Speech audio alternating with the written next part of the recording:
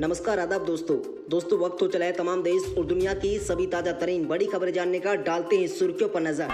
दोस्तों केंद्रीय मंत्री नितिन गडकरी ने किया जबरदस्त ऐलान, कार बाइक चलाने वालों की हो गई बल्ले बल्ले। दोस्तों बर्थडे पार्टी मना रहे इलाहाबाद यूनिवर्सिटी संघ के पूर्व महामंत्री पर बम से हमला, 2 छात्र समेत 5 घायल हो गए हैं। दोस्तों फरार चल रहे बीएसपी के पूर्व एमएलसी हाजी इकबाल की कोठियों पर चला योगी सरकार का बुलडोजर।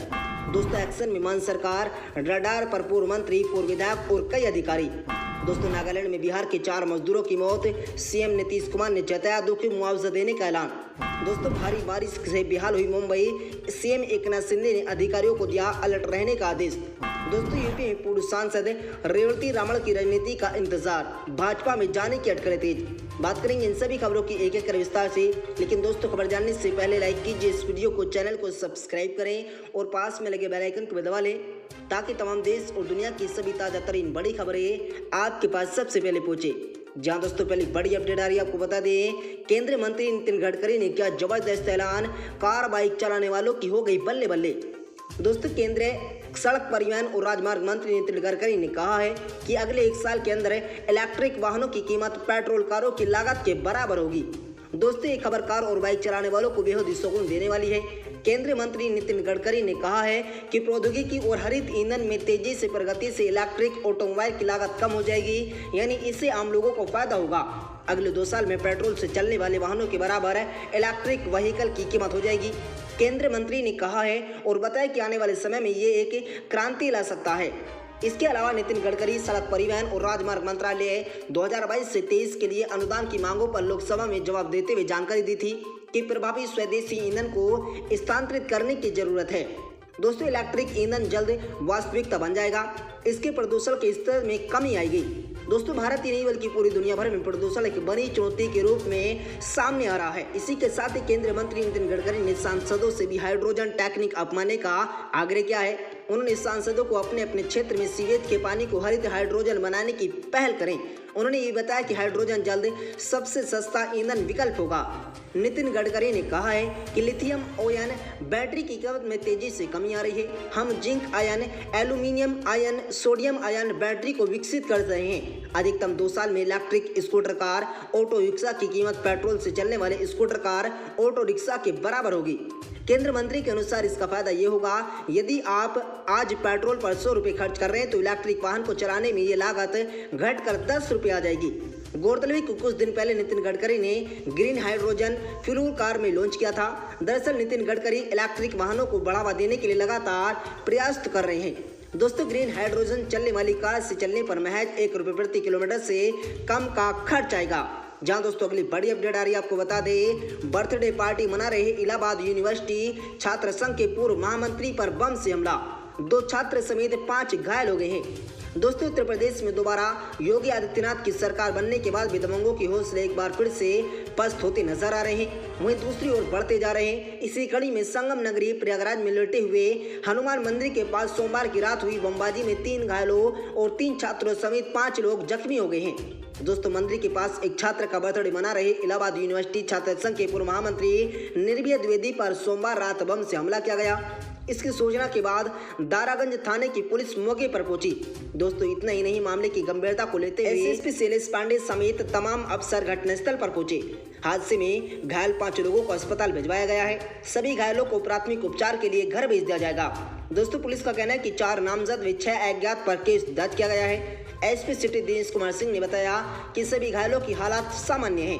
बड़े हनुमान मंदिर के पास सोमवार रात 8 बजे के करीब नाविक संघ का कार्यालय है। बर्थडे मनाने आए कुछ छात्र आए थे, जहां इलाहाबाद विश्वविद्यालय छात्र संघ का पूर्व उपाध्यक्ष निर्भय द्विवेदी भी था।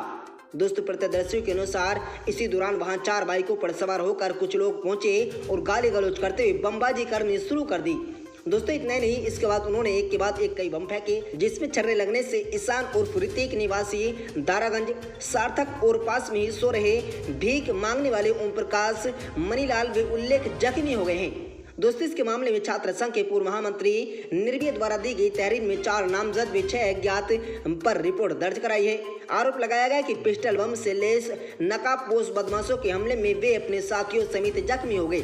मौके से भागते वक्त एक व्यक्ति पकड़ा गया, जिससे पूछताछ में पता चला कि हमलावरों में विशाल सिंह, चंदेल, आशुतोष ठाकुर, कार्तिक शाश्वत भी अन्य थे जो निर्भया को मारने आए थे। पुलिस की जांच में ये बात भी सामने आई है कि घटना छात्रों के 2 गुटों के बीच हुई और विवाद में अंजाम दिया गया।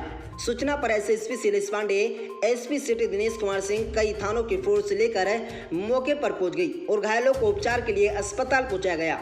दोस्तों अगली बड़ी अपडेट आ रही है, आपको बता दें फरार चल रहे बीएसपी के पूर्व एमएलसी हाजी इकबाल की कोठियों पर चला योगी सरकार का बुलडोजर।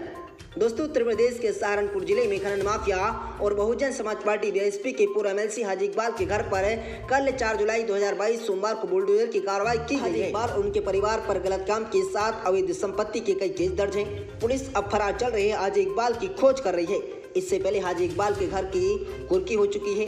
वायरल हो रहे वीडियो में एक बुलडोजर इकबाल के निर्माण को गिराता हुआ नजर आ रहा है। मीडिया रिपोर्ट्स के अनुसार हाजी इकबाल की जिस कोठी पर बुलडोजर चला है वो सहारनपुर के पोस्ट इलाके भगत सिंह कॉलोनी में स्थित है। यहाँ पर इकबाल की कुल 3 कोठियाँ हैं, जिनमें एक का नक्शा पास नहीं है और 2 अन्य तय नक्शे के अनुरूप नहीं बनाई गई। दोस्तों बताया जा रहा है कि सहारनपुर विकास प्राधिकरण द्वारा इन निर्माणों पर नोटिस जारी किया गया था। इस नोटिस का निर्धारित समय सीमा में कोई जवाब नहीं आया, जिसके बाद ये कार्रवाई की गई। दोस्तों सहारनपुर के एडीएम में वित्त व राजस्व रजनीश मिश्रा ने बताया है कि कार्रवाई विकास प्राधिकरण द्वारा दी जा रही है। बताया जा रहा है कि जिस कोठी का मैप पास नहीं है वो पूरी तरह से और जो नक्शे के अनुरूप नहीं है वो मैप सीमा तक डाल दी जाएगी। दोस्तों एक अन्य रिपोर्ट के अनुसार कार्रवाई की जद में आई 3 में से एक कोठी बसपा नेता व भाई महबूब अली के नाम पर है। महबूब भी बसपा से ही पूर्व एमएलसी रह चुके हैं और मायावती के बेहद खास लोगों में गिने जाते हैं। दोस्तों ध्वस्तीकरण की कार्रवाई के साथ एडीएम और एसडीएम सहारनपुर विकास प्राधिकरण के अधिकारियों के साथ किसी विषम हालात से निपटने के लिए भारी पुलिस फोर्स भी मौके पर तैनात था। बता दें कि 23 जून 2022 को हाजी इकबाल इसके भाई पर नाबालिग लड़की के साथ गलत काम करने का मामला दर्ज था।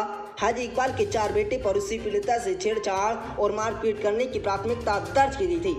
वहीं मई 2022 में हाजी इकबाल के नौकर नसीम के नाम पर 50 बेनामी संपत्ति सरकार से जब्त की गई है।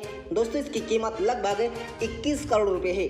सहारनपुर पुलिस ने कार्रवाई 14 गैंगस्टर एक्ट के तहत कर दी गई थी। दोस्तों अगली बड़ी अपडेट आ रही है, आपको बता दें एक्शन में मान सरकार, रडार पर पूर्व मंत्री एवं पूर्व विधायक और कई अधिकारी। दोस्तों पंजाब की भगवत मान सरकार अब पूर्व सरकार के मंत्रियों पर गाज गिरने की तैयारी में है। आज मंत्रिमंडल विस्तार के बाद मुख्यमंत्री भगवत मान ने मीडिया से मुखातिब होते हुए कहा है कि आम आदमी पार्टी सरकार पिछली सरकारों से हुए बड़े घोटालों की जांच कर रही है। दोषियों के नाम जल्द सार्वजनिक होंगे। दोस्तों पूर्व की सरकार के मंत्री साधु सिंह, धर्मसोत और पूर्व विधायक जोगिंद्र पाल के विरुद्ध कार्रवाई के बाद कुछ पूर्व मंत्री सरकार के रडार पर हैं।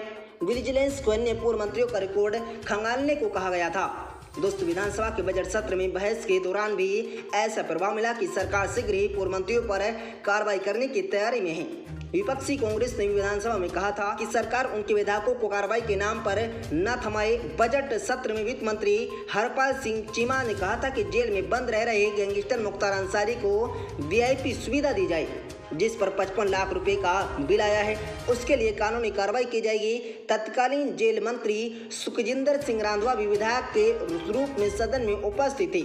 दोस्तों पंचायत भूमि घोटाले को लेकर पूर्व ग्रामीण विकास मंत्री तृप्त राजेंद्र सिंह बाजवा भी सदन के सदस्य के रूप में उपस्थित थे। पूर्व परिवहन मंत्री और वर्तमान विधायक अमरेंद्र सिंह राजा वंडिंग भी बसों की खरीद के मामले में सरकार के निशाने पर हैं। दोस्तों जबकि पूर्व मंत्री बलविंदर सिंह सिद्धू, पूर्व मंत्री भगत भूषण आसू समेत 2 और मंत्री भी विजिलेंस के निशाने पर हैं। भ्रष्टाचार के मामले में रडार का मामला मुख्य है, जबकि अवैध खनन में 1 दर्जन से अधिक पूर्व विधायकों का नाम भी बताया जा रहा है। दोस्तों अधिकारियों के नाम भी मंत्रियों के साथ लिए जा रहे हैं। दिलचस्प बात यह कि पूर्व की सरकार में 2 मंत्रियों और कुछ विधायकों की भ्रष्टाचार के आरोपी की फाइलें भी दे दी गई थी, जिन पर कोई कार्रवाई नहीं हुई है। उन फाइलों को अब उठाया जा रहा है। दोस्तों आज मुख्यमंत्री भगवत मान ने कहा कि पिछले 75 वर्षों में विरोधी पार्टियों की सरकार ने पंजाब को लूटा और कर्ज में डुबोया। बड़ी अपडेट आ रही है, आपको बता दें नागालैंड में बिहार के 4 मजदूरों की मौत। सीएम नीतीश कुमार ने जताया दुख, मुआवजा देने का ऐलान। दोस्तों, बिहार के मुख्यमंत्री नीतीश कुमार कटिहार जिले के कोंडा प्रखंड के रहने वाले 4 मजदूरों के नागालैंड के दीमापुर में सड़क हादसे में मौत पर मातम पसरा हुआ है। दोस्तों, नीतीश कुमार ने घटना को काफी दुखद बताते हुए उनके परिजनों को मुआवजा देने का भी ऐलान कर दिया है। जहां दोस्तों अगली बड़ी अपडेट आ रही है, आपको बता दें भारी बारिश से बेहाल हुई मुंबई। सीएम एकनाथ शिंदे ने अधिकारियों को दिया अलर्ट रहने का आदेश। जहां दोस्तों अगली बड़ी अपडेट आ रही है, आपको बता दें यूपी में पूर्व सांसद रेवती की रणनीति का इंतजार, भाजपा में जाने की अटकलें तेज। दोस्तों, सपा के वरिष्ठ नेता रेवती रमण सिंह की राज्यसभा की सदस्य रविवार को खत्म हो चुकी है। अब उनके अगले कदम का इंतजार है। पार्टी राष्ट्रीय अध्यक्ष के प्रति नाराजगी तथा पार्टी छोड़ने की अटकलों के बीच रेवती रमण सिंह के सामने खुद की सियासत सफर के साथ बेटे उज्जवल रमण सिंह के लिए भी जमीन तेर पर चुनौती दी गई है। दोस्तों, रेवती रमण का यमुना पार की सियासत में एक बार फिर से 4 दशक के मजदूर हस्तक्षेप कर रहे हैं। उनके पुत्र उज्जवल रमण सिंह भी करछना से 2 बार विधायक रह चुके हैं। इसी मजबूत जनाधार के आधार पर वे पार्टी के शीघ्र नेताओं में शामिल रहे, लेकिन अब उनके सियासी सफर को लेकर कई तरह की चर्चाएं शुरू हो गई हैं। दोस्तों, विधानसभा चुनाव में उनके पुत्र उज्जवल को हार मिली थी। वहीं रेवती रमण सिंह राज्यसभा की सदस्य रविवार को समाप्त हो गई, लेकिन पार्टी ने उन्हें दोबारा उम्मीदवार बनाया। वहीं आपको बता दें इस पर शीघ्र नेतृत्व में नाराजगी जता चुके हैं। अब उनके पार्टी छोड़ने की चर्चा भी तेज हो गई है। ये भी कहा जा रहा है कि वे भाजपा में अपनी नई पारी की शुरुआत कर सकते हैं। विधानसभा चुनाव से पहले भी इस तरह की चर्चा रही तथा उन्होंने भाजपा के वरिष्ठ नेताओं से बात भी की।